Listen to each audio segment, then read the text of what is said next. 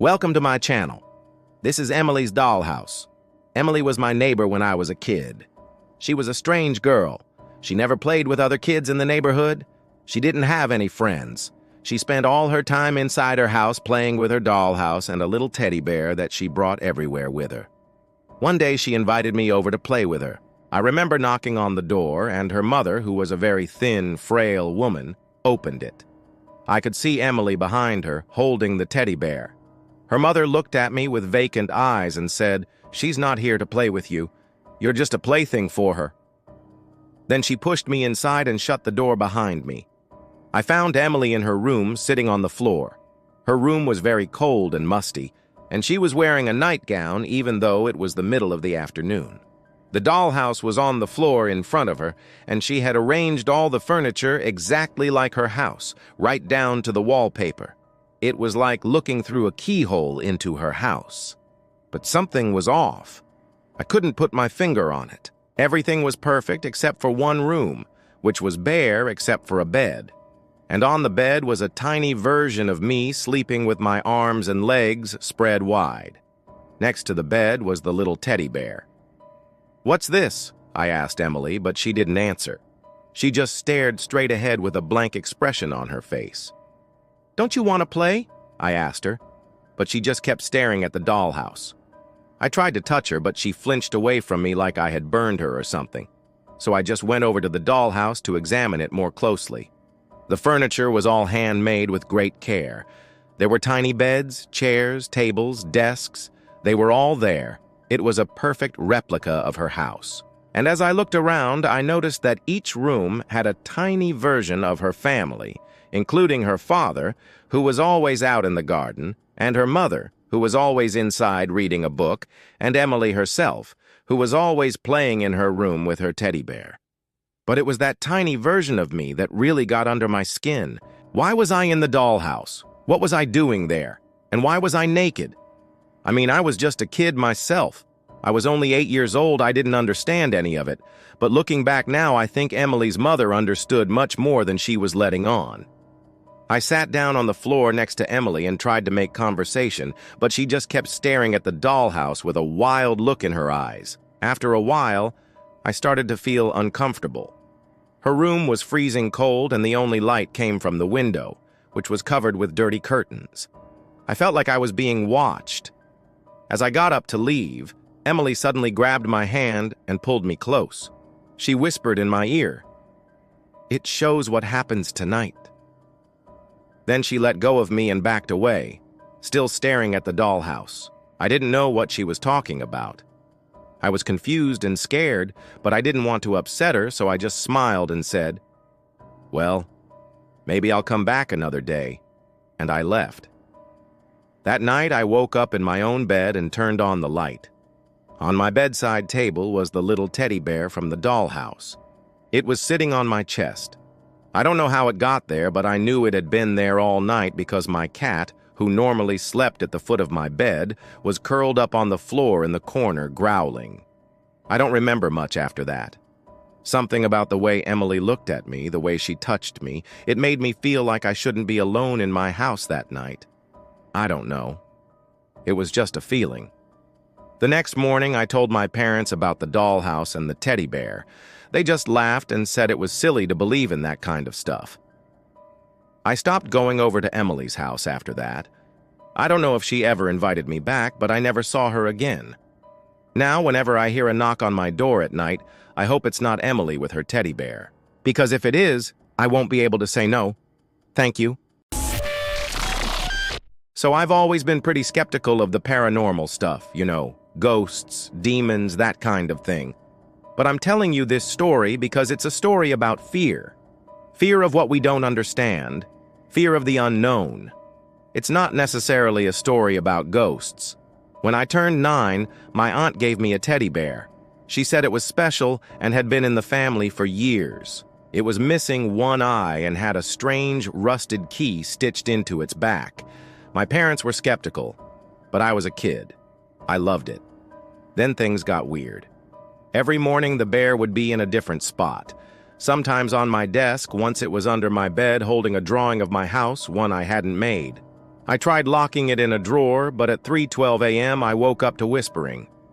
The drawer was wide open, and the bear was on my chest. Its missing eye had returned, but it looked human. Now, obviously, this is freaking me out a bit. So I did what any rational person would do. I took the bear to school. Now our class was on the second floor, and there was only one way in or out through the door, and I sat right by the window. So I put the bear on my desk, and I figured whatever was possessing it would have a hard time getting out. Ha ha, take that, Satan. And then during class, I heard scratching from inside the bear. I looked over and it was moving on its own accord. One of the legs was slightly bent, so it was kind of hopping towards me. And I remember shoving it away and the bell ringing and me running out of the classroom. I didn't look back. I didn't need to. I could feel its eyes boring into the back of my skull. I ended up leaving the bear at school. I don't know if it's still there. I haven't been back to that school in years. Looking back, I think what I really experienced was just a culmination of events that caused me to feel that way. I felt like something was possessing the bear, but I'm willing to bet it was just my imagination. Maybe some stress at home, maybe a nightmare I had the night before. Something causing me to project my fears onto this poor teddy bear. But there is one part of this story that has stuck with me for all these years.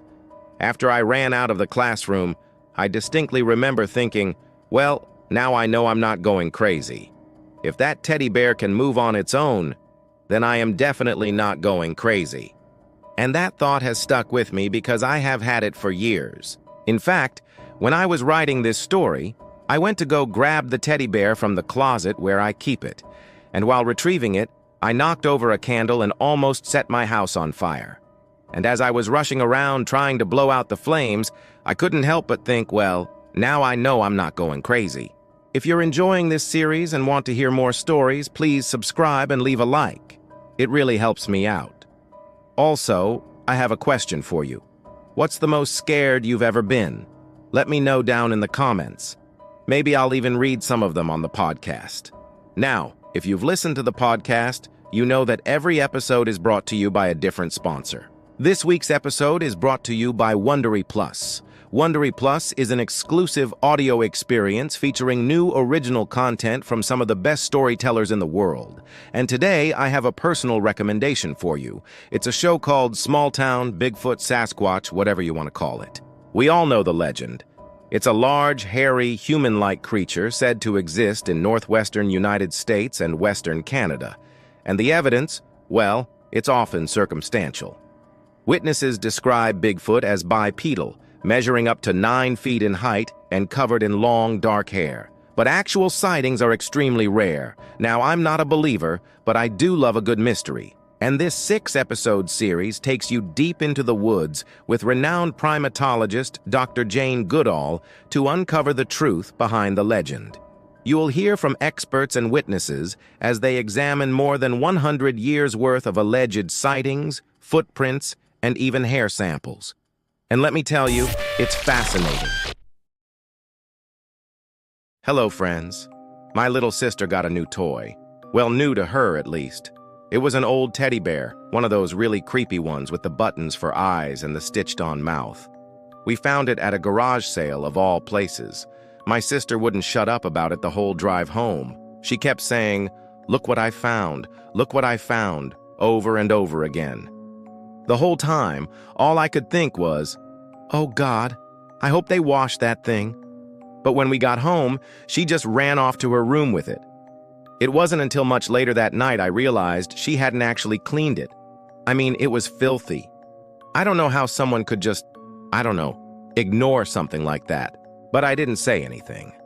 I just knocked on her door and asked if I could come in.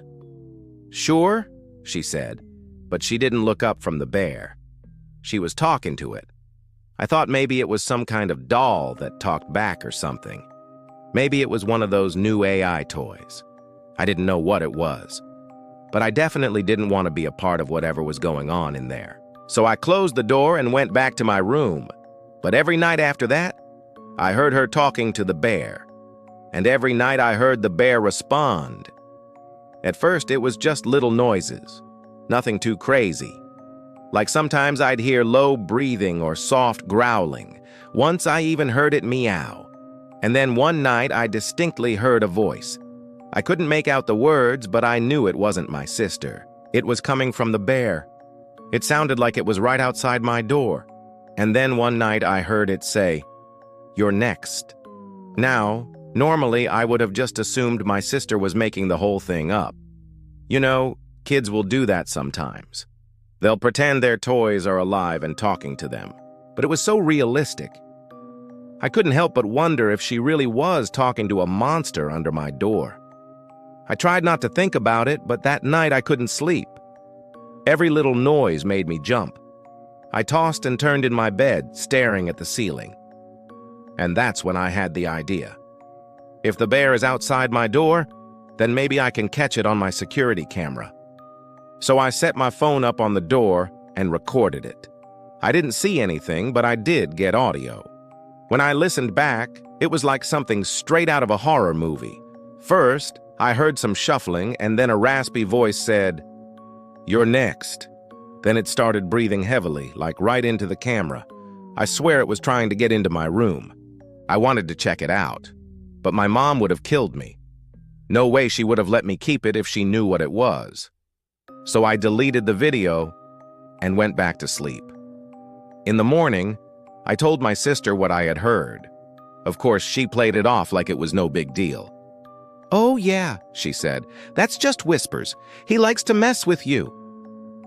I didn't say anything. I just got out of there. Later that day, I checked on my sister. I wanted to make sure she was okay. She was sitting on the floor with the teddy bear. "Who's your friend?" I asked.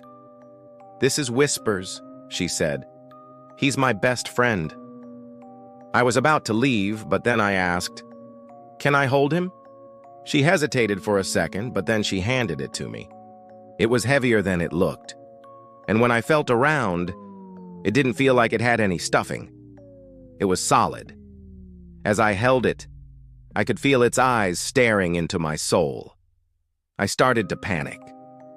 What if it really was a demon? What if it was trying to get into my sister's room through me? I dropped the bear and ran away. That night, I didn't hear any breathing. In fact, everything was silent.